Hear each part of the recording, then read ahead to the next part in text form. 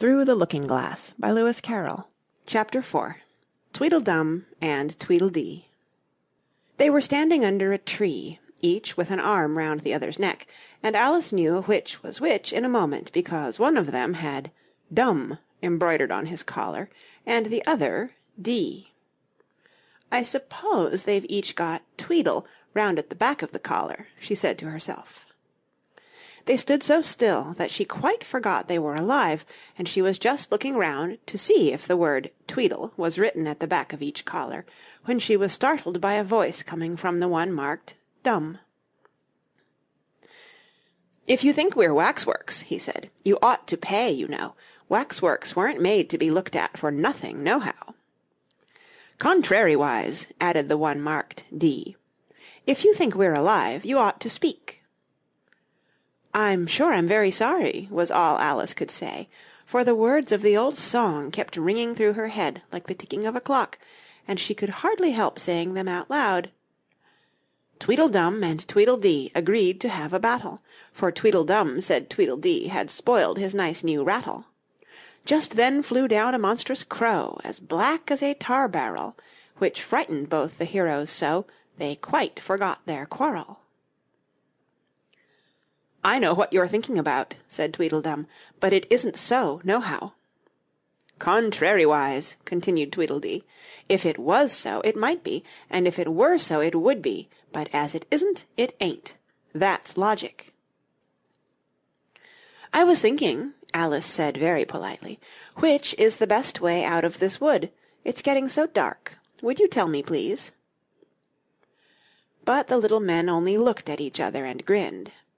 They looked so exactly like a couple of great schoolboys that Alice couldn't help pointing her finger at Tweedledum and saying, "First boy!"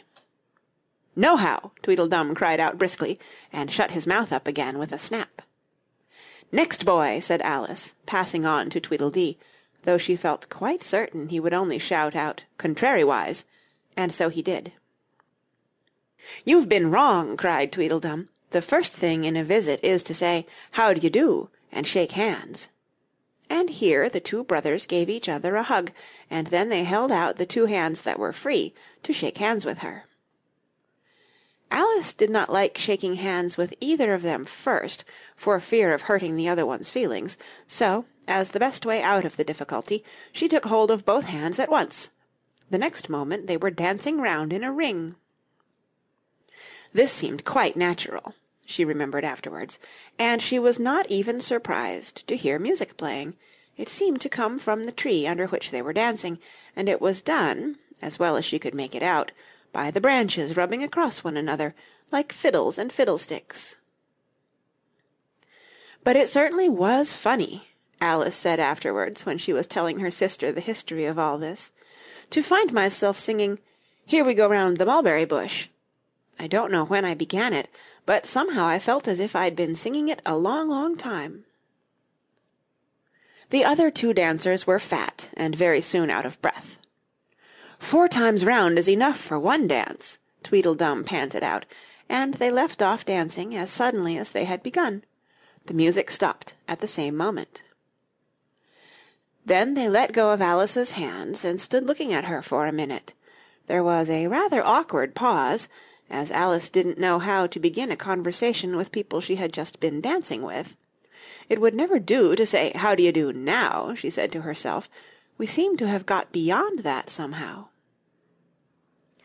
"I hope you're not much tired," she said at last. "Nohow, and thank you very much for asking," said Tweedledum. "So much obliged," added Tweedledee. "You like poetry?" "Yes, pretty well. Some poetry," Alice said doubtfully. "Would you tell me which road leads out of the wood?" "What shall I repeat to her?" said Tweedledee, looking round at Tweedledum with great solemn eyes, and not noticing Alice's question. "The Walrus and the Carpenter is the longest," Tweedledum replied, giving his brother an affectionate hug. Tweedledee began instantly. "The sun was shining—" Here Alice ventured to interrupt him. "If it's very long," she said, as politely as she could, "would you please tell me first which road—" Tweedledee smiled gently and began again. The sun was shining on the sea, shining with all his might. He did his very best to make the billows smooth and bright, and this was odd, because it was the middle of the night. The moon was shining sulkily, because she thought the sun had got no business to be there after the day was done. It's very rude of him, she said, to come and spoil the fun. The sea was wet as wet could be, the sands were dry as dry. You could not see a cloud, because no cloud was in the sky. No birds were flying overhead, there were no birds to fly. The Walrus and the Carpenter were walking close at hand. They wept like anything to see such quantities of sand. If this were only cleared away, they said, it would be grand. If 7 maids with 7 mops swept it for half a year, do you suppose, the Walrus said, that they could get it clear? I doubt it, said the Carpenter, and shed a bitter tear. O oysters, come and walk with us, the Walrus did beseech. A pleasant walk, a pleasant talk, along the briny beach. We cannot do with more than 4, to give a hand to each. The eldest oyster looked at him, but never a word he said. The eldest oyster winked his eye, and shook his heavy head, meaning to say he did not choose to leave the oyster-bed.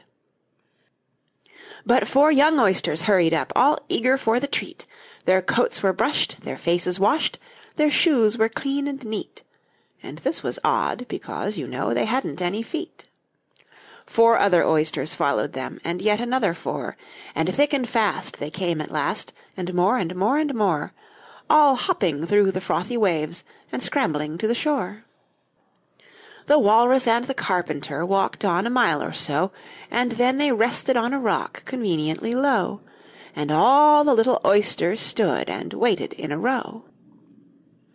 The time has come, the Walrus said, to talk of many things, of shoes and ships and sealing wax, of cabbages and kings, and why the sea is boiling hot, and whether pigs have wings. But wait a bit, the oysters cried, before we have our chat, for some of us are out of breath, and all of us are fat. No hurry, said the Carpenter. They thanked him much for that. A loaf of bread, the Walrus said, is what we chiefly need. Pepper and vinegar besides are very good indeed. Now, if you're ready, oysters dear, we can begin to feed. But not on us, the oysters cried, turning a little blue. After such kindness, that would be a dismal thing to do. The night is fine, the Walrus said. Do you admire the view? It was so kind of you to come, and you are very nice. The Carpenter said nothing, but cut us another slice. I wish you were not quite so deaf. I've had to ask you twice. It seems a shame, the Walrus said, to play them such a trick, after we've brought them out so far and made them trot so quick. The Carpenter said nothing but, the butter's spread too thick.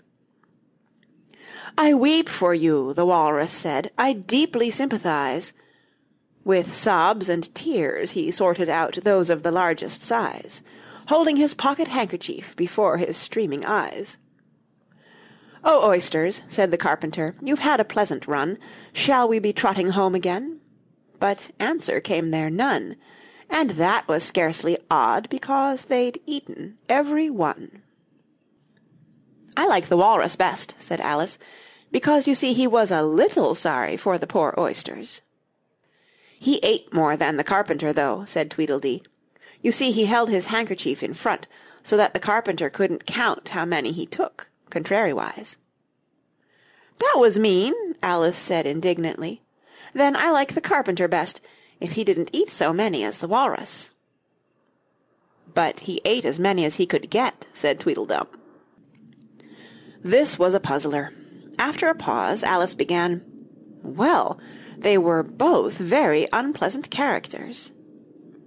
Here she checked herself in some alarm at hearing something that sounded to her like the puffing of a large steam engine in the wood near them, though she feared it was more likely to be a wild beast.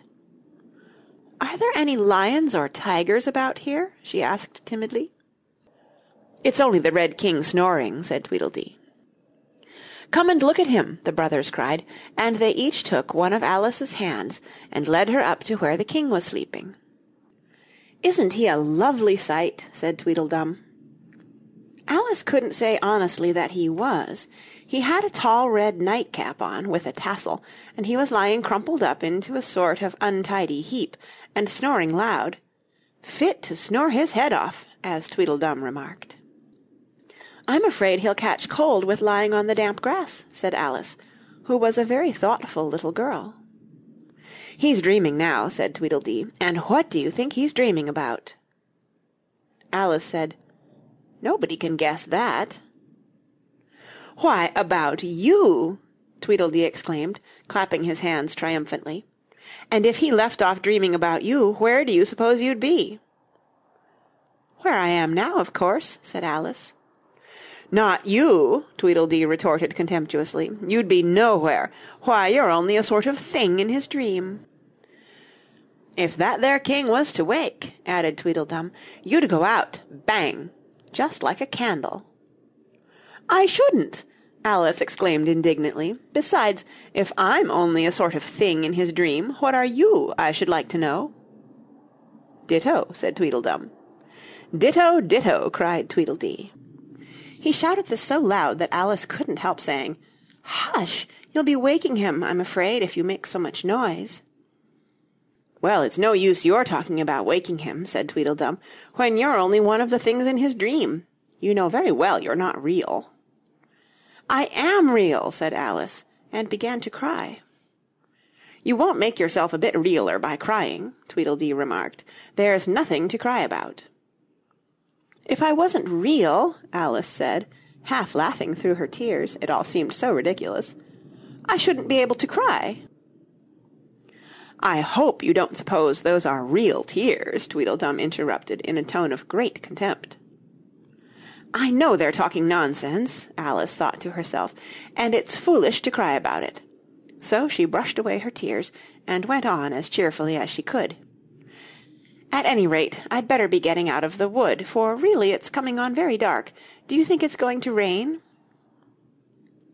Tweedledum spread a large umbrella over himself and his brother, and looked up into it. "No, I don't think it is," he said. "At least, not under here, nohow. But it may rain outside." "It may, if it chooses," said Tweedledee. "We've no objection, contrariwise."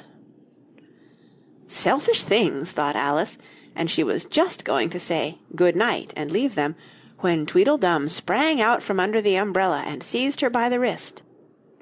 "Do you see that?" he said, in a voice choking with passion, and his eyes grew large and yellow all in a moment, as he pointed with a trembling finger at a small white thing lying under the tree. "It's only a rattle," Alice said, after a careful examination of the little white thing. "Not a rattlesnake, you know," she added hastily, thinking that he was frightened. "Only an old rattle, quite old and broken." "I knew it was!" cried Tweedledum, beginning to stamp about wildly and tear his hair. "It's spoilt, of course." Here he looked at Tweedledee, who immediately sat down on the ground and tried to hide himself under the umbrella. Alice laid her hand upon his arm, and said in a soothing tone, "You needn't be so angry about an old rattle." "But it isn't old!" Tweedledum cried in a greater fury than ever. "It's new, I tell you. I bought it yesterday. My nice new rattle!"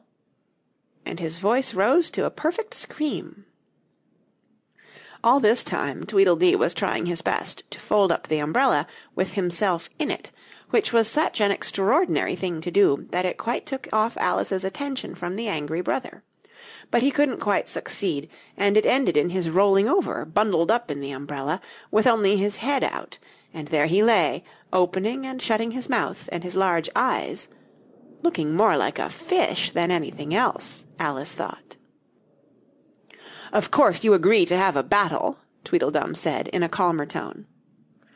"I suppose so," the other sulkily replied, as he crawled out of the umbrella, "only she must help us to dress up, you know." So the two brothers went off hand in hand into the wood, and returned in a minute with their arms full of things, such as bolsters, blankets, hearth-rugs, tablecloths, dish-covers, and coal-scuttles. "I hope you're a good hand at pinning and tying strings," Tweedledum remarked. "Every one of these things has got to go on, somehow or other." Alice said afterwards she had never seen such a fuss made about anything in all her life, the way those two bustled about, and the quantity of things they put on, and the trouble they gave her in tying strings and fastening buttons.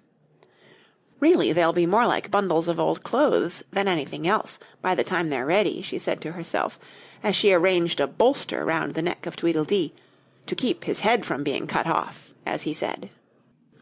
"You know," he added very gravely, "it's one of the most serious things that can possibly happen to one in a battle, to get one's head cut off."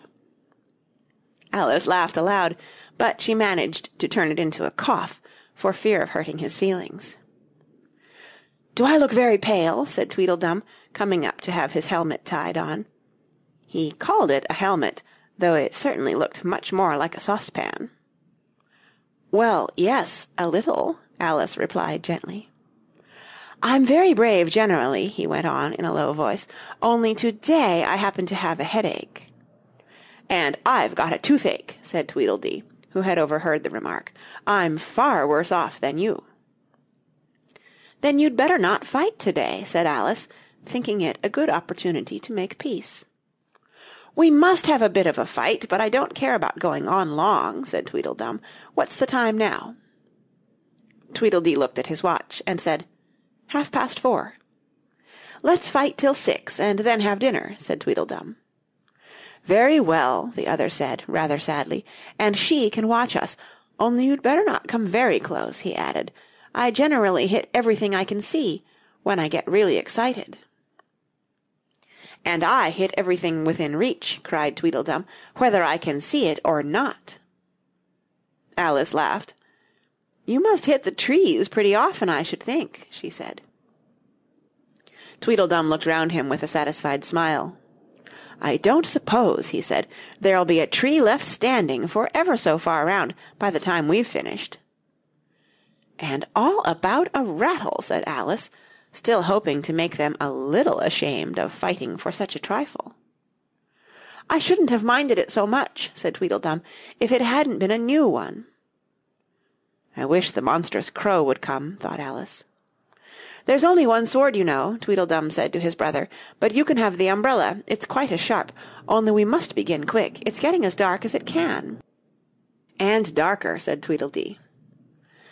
It was getting dark so suddenly that Alice thought there must be a thunderstorm coming on. "What a thick black cloud that is," she said, "and how fast it comes! Why, I do believe it's got wings." "It's the crow!" Tweedledum cried out in a shrill voice of alarm, and the two brothers took to their heels and were out of sight in a moment. Alice ran a little way into the wood and stopped under a large tree. "It can never get at me here," she thought. "It's far too large to squeeze itself in among the trees, but I wish it wouldn't flap its wings so. It makes quite a hurricane in the wood. Here's somebody's shawl being blown away." End of chapter 4, read by